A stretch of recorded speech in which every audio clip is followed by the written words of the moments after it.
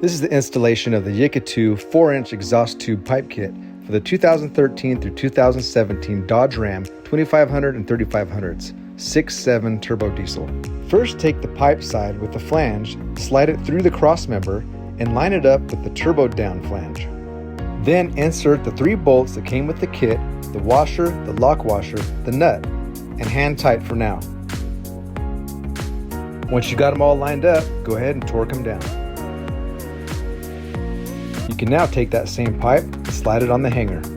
Now take the coupler side pipe, slide it through the hanger that came with the kit, and conjoin it with the first pipe. I now take the U-bolt for the hanger, slide it through, and put the nuts on hand tight for now. Next, I sprayed some all-purpose lube into the tailpipe. Continue to join the last 2 pieces of pipe together. Once you've got that pipe slid in there, make sure there's no visible gaps. Go ahead and torque down the clamp. Next, take your coupler clamp that came with the kit.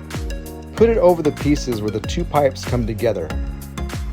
Once you've got it lined up, go ahead and insert the bolts.